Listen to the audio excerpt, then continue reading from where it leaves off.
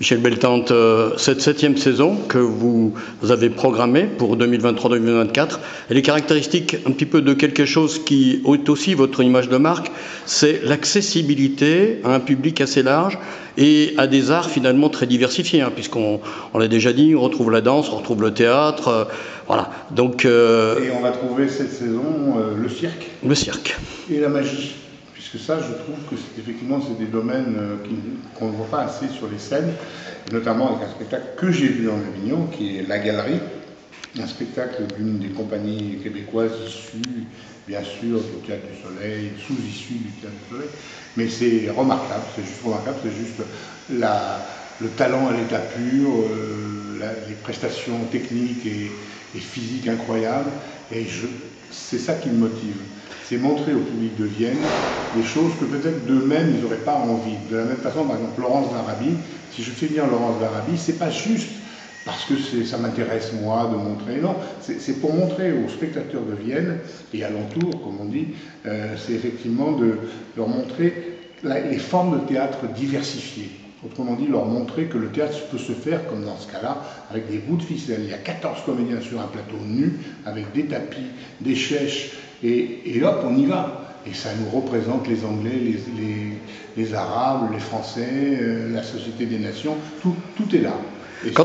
Quand on connaît le prix hein, des spectacles auxquels on est habitué à aller à Lyon ou ailleurs, on voit que la tarification reste très raisonnable ici.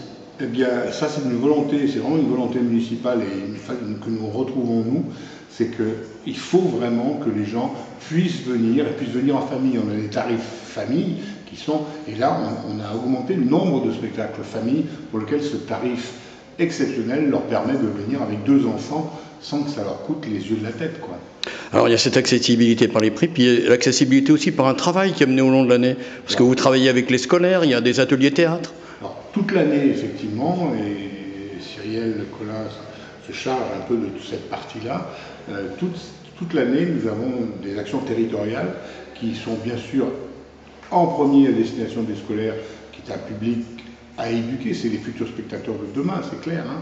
Et donc il faut leur montrer des choses qui leur donnent envie de continuer à venir au théâtre, et non pas, parce que bizarrement, on va dire que le théâtre, c'est pas comme le cinéma. Le cinéma, vous allez voir un navet, bon, ça va, vous retournez au cinéma.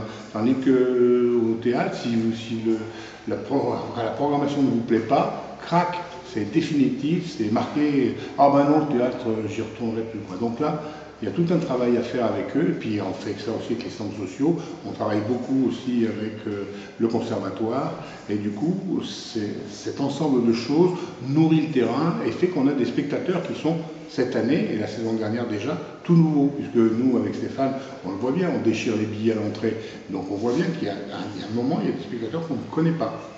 Mais puisque vous avez plaisir quand même au début de chaque représentation, quand vous êtes là, à venir parler au public. Pour moi, c'est indispensable. C'est indispensable à la fois parce que parfois, il y a des choses à leur dire sur le spectacle qui leur permet de mieux rentrer dedans. Et puis parfois, il y a tout simplement ce lien à installer. Je dirais c'est pas désincarné. On n'est pas dans un UGC Gaumont, on n'est pas dans un... Voilà, on est effectivement...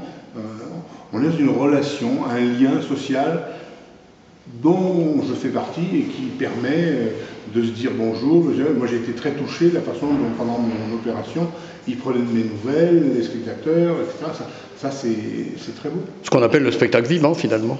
Le spectacle vivant. Ouais. Et ultime question, là, bon, la programmation est faite, vous l'avez présentée à la presse, les spectateurs en juin viennent déjà acheter les billets, prendre les abonnements, et puis vous allez préparer la suivante, la 8e. Alors vos prochains jours, l'été va être occupé comment? Vous allez où? Avignon? Moi j'ai déjà emmagasiné un certain nombre de spectacles que j'ai envie de voir, et bien sûr je vais passer 3 semaines à Avignon pour essayer de voir 3-4 spectacles par jour, pour essayer effectivement de décanter un petit peu à la fois, malgré moi, ce qui se fait dans le courant des choses, à la fois malgré moi ce qui est nouveau, à la fois ce qui est peut-être tout d'un coup à montrer aux spectateurs. Voilà.